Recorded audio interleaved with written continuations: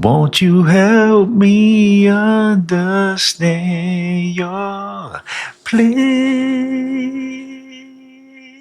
But before we do that, I need y'all to understand something real quick. 1992 was a wild time for hip hop. You had Dr. Dre dropping The Chronic, Snoop was right behind him, the West Coast was on fire with gangster rap. Then on the other side of the country, here comes this group from Atlanta. They wearing dashikis, African beads, talking about spirituality and hope. On paper, they should have gotten crushed. But instead, they won a Grammy for Best New Artist, the first hip-hop group to ever do it. This is Arrested Development. But first, I want to thank you guys for clicking on this video. I go by the name Broadway the Lyricist. I'm a hip-hop enthusiast, cultural storyteller, and if you're a fan of hip-hop commentary, history, or anything related to the culture, you're in the right place. You are family, and you're already locked in. So be sure to hit that like button, subscribe to the channel, and click that bell icon so you guys never miss an upload. And with that out of the way, let's get to it.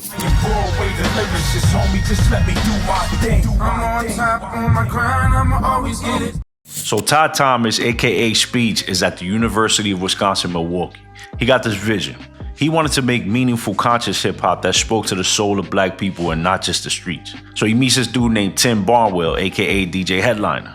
They clicked immediately. But here's something that made Arrested Development a little bit different. Speech meets this older black man on campus, like way older at that time. His name was Baba Oje. He was like 57 years old, hanging out with the younger kids in college, just vibing, talking wisdom, being present. So Speech has this idea. He asked Baba Oje to join the group, and Baba says no at first. I can't even imagine that. Yo, Pops, come join my rap group. But then Baba Oje thinks about it. He sees this young black man trying to do something positive in hip hop, trying to create something meaningful. So then he says yes. But get this, later on they find out that Baba Oje was the best man at Speech's parents' wedding before Speech was even born. That's some real cosmic shit right there. So now you got Speech, you got Headliner, you got Baba Oje, and then they start adding more members, dancers, vocalists. They were building a collective and not just a rap group. They called themselves Arrested Development. And for the next 3 to 4 years, they grind. Can't get a record deal, labels don't know what to do with them. They're too positive, too Afrocentric, too different. That 3 to 4 years of rejection became the title of their debut album. March 1992, 3 years, 5 months, 2 days in the life of. That's how long it took for them to get signed. And yo, the album was a statement. While a lot of other artists were talking about guns and drugs and street life, Arrested Development was out here talking about homelessness, spirituality, the struggles of everyday black folks, the legacy of slavery, hope. The lead single was Tennessee, and Speech wrote it about his grandmother who had just passed, and going back to Tennessee to find peace, to connect with his roots, to heal. The song talks about his great-grandmother who was a slave, not centuries ago, his great-grandmother. That's how close we are to that history. And somehow that deeply personal, spiritual, conscious song became a massive hit. Top 10 on the Billboard Hot 100. Then comes People Every Day, another hit. It was about avoiding violence, about black people loving each other instead of fighting. Then Mr. Wendell, a song about a homeless man, showing respect and humanity to someone everybody else ignores. 3 top 10 hits. The album goes multi-platinum, 6 million copies worldwide. Rolling Stone names them Band of the Year, and in 1993, they win 2 Grammys. Best New Artist and Best Rap Performance by a duo or group. First hip-hop group to ever win Best New Artist. They won Lollapalooza in 93, they won Arsenio, they were everywhere. Spike Lee asked them to make a song for Malcolm X, and for a moment it really seemed like Arrested Development was about to change the direction of hip-hop forever. Like, maybe conscious rap could be mainstream. But then, Zingala Maduni, hope I'm not butchering that. Said a Zingala Maduni. That's their second album. The title is Swahili and it means something like Beehive of Culture. And look, I'm gonna be real with you. The album wasn't bad.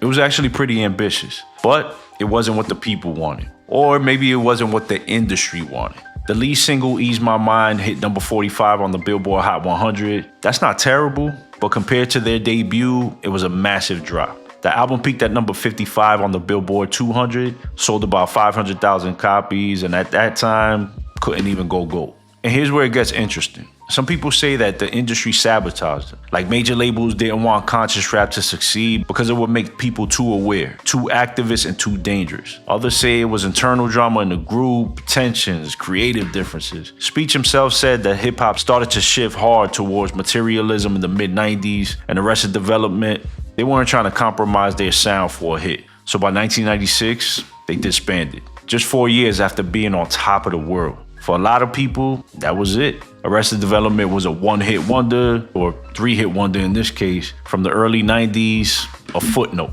But that's not the end of their story. Speech reforms Arrested Development, but it's different now. The lineup keeps changing. It's more of a revolving collective with Speech at the center. And here's what people don't know. They've released 12 albums since then. 12. They're not making Billboard charts anymore, but they're still creating, still touring, still spreading their message. They do huge in Japan. Top 10 hits there, major tours across Europe, festivals worldwide. And in the US, they do festivals too. People still want to see them, still sing along to Tennessee and People Every Day. In 2003, they did sue Fox over that TV show with the same name, Arrested Development, and the show referenced it in multiple episodes. In 2005, they won a contest performing Tennessee and donated the $20,000 to UNICEF. In 2008, they performed at a concert for peace in Jerusalem. They kept moving, kept believing in what they were doing. But in 2018, the group faced a major loss. Baba Oje passed. October 26 from acute leukemia. He was 87 years old, the oldest man in hip-hop. Speech said it was the toughest show they ever had to play emotionally. They performed in Toulouse, France the day after he died and dedicated everyday people to him. That hit different, man. So the question is, where are they now? Still here, still creating. December 2023, they dropped Hip Hop Saves Lives featuring Chuck D and Grandmaster Caz, stating clearly that hip hop can still be a force for good. January 2024, Bullets in the Chamber, a 17-track album. And just recently in 2025, a project called Adult Contemporary Hip Hop, which was a 20-track project that Speech says was dedicated to his late friend and rapper Twan Mac, who came up with that category as a way to honor the old school style. The current lineup includes Speech, JJ Boogie, Za, Tasha LaRae, Farida Aleem, and One Love. They're still touring, and they recently played the US and Europe throughout 2025. And Speech, he's been pretty clear about their mission. He says there's way less conscious, thought-provoking music in hip-hop right now. That from the mid-90s onward, everything shifted towards materialism and formula. And Arrested Development exists as a reminder of what hip-hop can be. Not what it has to be, but what it can be. They never got their big comeback moment, but maybe that's the point.